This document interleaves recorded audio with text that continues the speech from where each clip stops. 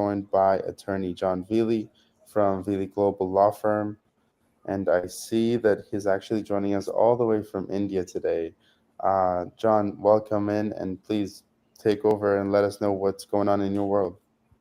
Thanks, Peter. Appreciate it. Yeah, Hyderabad, India. That's where I am today. I'm actually heading back home tonight. It's been a great week. Very exciting experience here. We signed up a couple companies to utilize our platform, and that was fun. And it's just good meeting with part of our team on talking about H1Bs. And so maybe can segue from what we talked about to what we can talk about on this show today. Brilliant, John. Thank you very much. Well, today we're going to be talking about, everyone's big question about the H1B world. Why don't we maybe get started with a very general question? What's going on right now, specifically on, in the end of May, beginning of June, generally for the H1B world, and when it comes to people that are applying and people that have applied already, where are companies at in the process? Well, this is the last month of the 3 month window to file an H1B under the cap. The cap means is that there's only so many H1Bs available, 65,000 with an additional 20,000 for advanced degree professionals who obtain those degrees in the United States. So there's a lottery, and that lottery started in March. You can apply in March, and then around April 1st, they selected this year's winners of that lottery and then gave them 3 months with a deadline of literally one month from today. Today's the last day of May. You have until the last day of June to file all the H1Bs. So it's a busy filing time right now. That's why we're here talking to our team that helps us file our back office and making sure that all our techniques and technology and methods are all up to speed to be able to handle the processing of a lot of visas with the oversight of lawyers to make sure they get out and get approved. So it's a busy time for H1B attorneys, that's for sure. Very well. John, let's move over to the question that we answer many times in this webinar. Do you want to give a quick explanation about 221Gs and site visits for those that still don't understand what they mean? Yeah, we've been talking about this a lot lately, and the conversation's not over. A 221G is a regulation number that the U.S. consulates use when denying a visa for continued administrative processing. Technically, it's denied. Ugh. Technically, it's denied, but then they send it back to USCIS, who can do a number of things. So sometimes they will file a motion to revoke the underlying visa. Sometimes they'll approve it. Sometimes they just sit on it, and so that's a frustrating thing for a lot of people. We know of a client we talked to the other day, or a company we talked to the other day, has 28 H1Bs stuck in consular processing, and ironically, or painfully ironically, sometimes they get visas through, and sometimes they don't. So many times those 221Gs are triggered because of a site visit, and so practitioners and companies and H1B employees should know that these things are all related, right? So if the consulate has a question, then they may send out an investigator. And if USCIS has a question on a company, they may send out an investigator, and that investigator can file a statement of fraud, their findings, and then those findings can be shared with the consulates and USCIS. We see them come up in RFEs, NOIDs, NORs, and in the questions that the consulates ask. So that's how they're connected. And so it's really important to think about how you're filing your H1B from the start. Just getting it approved isn't enough. You got to get folks to the consulates and be ready for an investigation on whether what you're doing is what you say you're doing and whether it's lawful. Awesome. What can someone do before filing an H1B to avoid their denials, RFEs, and potential issues? This is again something that I'm sure is the most common question, and is very simplified. It's oversimplified in this form. But your methodology speaks a lot about preventing denials by ensuring excellent success, and you do that, of of course, with your visas.ai invention of bringing as much data as possible into the application itself. Is does that sound accurate? Yeah, I think another way to describe it, Pierre, is strategy, right? So, instead of an attorney just accepting the documents that their client's giving them and then packaging them up with a cover letter and sending them in, they should analyze them, right? They should be able to tell them what things are happening in immigration and how those might impact them negatively, and how their facts of their situation might be problematic and what they can do to fix it. For example, we represent a lot of staffing companies, and some of them may have locations where they have a small office, and most of their clients are at third parties or things like that. And I really think that immigration on a site visit, while it's not illegal to have a small company, wants to see a company that has people in it and doing the things they say they're going to do. And now there's exceptions to all of that, remote working and things like that. But we're finding that USCIS can make assumptions, right? And then make a finding on that assumption.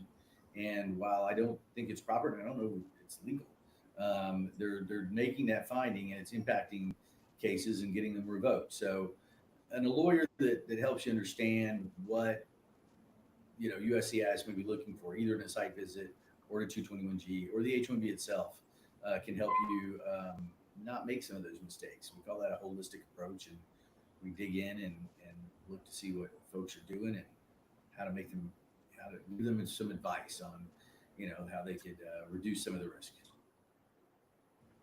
Very well. Okay, John. Just let everyone know, if you're watching, please shoot in your questions. So far, we don't have much questions, so I'll just go ahead and let you tell us if there's anything new happening that you'd like to share that we haven't shared in previous webinars with our viewers. Any specific Well, I think subject, this question? year is going to be, around the site visits and investigations, and our companies are really doing what they're doing. We've seen a real uptick in that part, the prosecution or the investigation of these cases. But some of the things are still the things, right? So one of the things that we were talking with our team about is, you know, what is an H-1B and who gets one, right? So an H-1B is somebody that is doing a job that requires a university degree.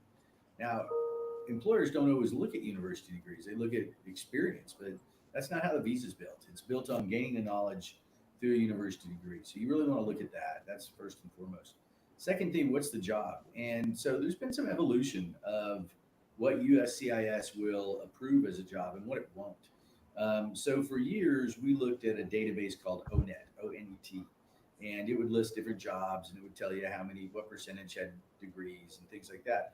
Well, USCIS sort of decided a couple of years ago, a few years ago, that it didn't think ONET was a good source because it believed that some of the professions included in the ONET database weren't really specialty occupations. And it made an example of a computer programmer at that time. Now, it seems to have gotten better, and most of us couldn't tell you the difference between a computer programmer and a computer developer, but USCIS made the distinction, and it won't do it. So, some food for thought, a takeaway of this would be: make sure that the most similar job to what the job you're going to put for H-1B is in the Occupational Outlook Handbook database, OOH.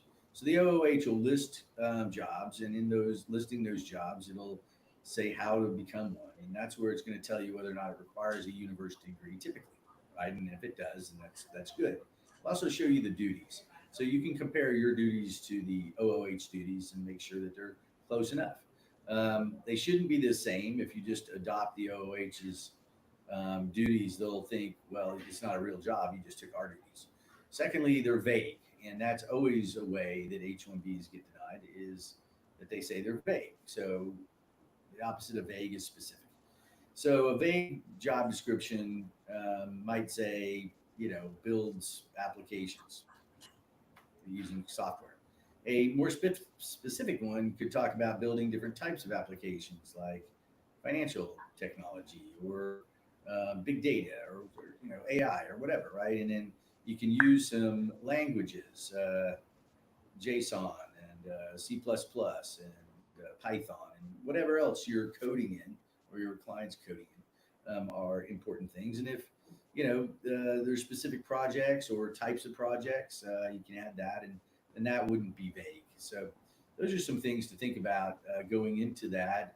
And then the third one is really where are they going to work? Are they going to be working at the location where the employer is? And if they are, is there enough seating for them? And is there enough seating that will be there in October, right? So a lot of these cases are filed in April, May, and June, and they want a lot of people to come in. And the site investigations will say, look, you asked for 10 people. We see that you only have enough seating for 5. How are they going to sit there? And then they don't just ask the question, then they make the conclusion, it must not be a real job, right? And that can become the basis of a denial. So if you're going to work, if folks are going to work at your location, they need to have a place to work. And that's the way USCIS looks at that. If they're going to work at a third party location, you can name the third party location. You can also name the work location or even a remote working location where you're going to be there. But remember, if you do that, then you have to pay the highest prevailing wage. Uh, and those are some things to think about going into the H1 season. Very well. Thank you, John. Well, that's everything we have for our agenda today. I do see, however, that attorney Yesh joined us. Thank you so Yeah. much for Hi, joining. Yesh. Yesh. Hi guys. Yesh, what are you seeing? You seeing any interesting RFEs or NOIDs or NORs or things people should be looking out for processing their visas Um, in the season? I believe you went over most of them. I am still seeing clients try to put an address that is a Regis shared workspace address. Good point. That is, even though it's legal for all other cases for immigration, they just don't like it.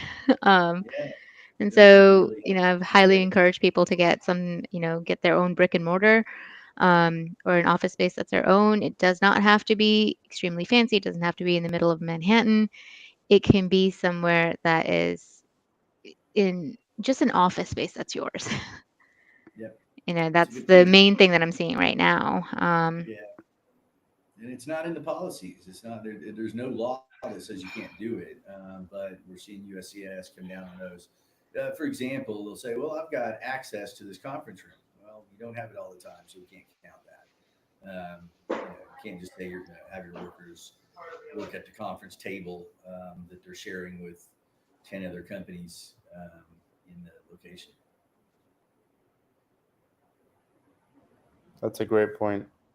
Wonderful. Well, Attorney John and Yesh, thank you guys. I'm sure that a strategy session can be booked with both of you, correct? But we just Yeah, have for on the sure. screen right now the information for Attorney Vili. If you'd like to book a strategy session with him directly and go over your case, understand your options, you can email information@vililaw.com or visit onlinevisas.com or vililaw.com as well. Any closing thoughts any parting thoughts that you might have for us, Attorney Vili? Let's let Yes go ahead. Go ahead. Yes, yeah, All you right, want great. Let's do Yesh first. um, I I don't have anything else to add actually. We come back to the point of, make sure that you have your own space, especially when you're filing, make sure you have enough employees, um, and have be ready for, especially if you're a newer company or this is the first time you're filing for an H-1B, be ready for a site visit, a possible site visit. to? Kind of expect it, you know, to kind of avoid that or try to get ahead of that game. We say submit tax documents to show that you're a viable company, submit contracts to show that, you have projects or you have work or you're able to pay these employees that you're asking for, things like that. But aside from that, I don't have anything else to add That's that good. has not been Good, already said. good Oh, great. nuggets. Yeah. Thing to remember too is, And John, if I could trouble you, just get a little closer to the mic because we're having trouble hearing you, yeah. please. Sorry about that. Yeah, just good things to know are talking about internal projects that have evidence that the internal project exists, not just a project plan, but screenshots and Figmas or wireframes and coding and market analysis that where it's going to be sold, and some interaction with clients or potential clients would be good. Some marketing materials, websites. If you're Mhm. selling it, some proof that the product's been sold. All those things will help. But a bunch of issues on internal projects, whether or not they really exist or not, is a big question for immigration. Very well. Thank you so much, Thanks, attorneys, guys. and thanks to everyone watching. If you have any questions, please do shoot them over to the email on the screen, as we didn't receive any questions in today's session. And with that being said, thank you so much. We'll see you next week at the same time. Thanks, guys. Bye. Thank you.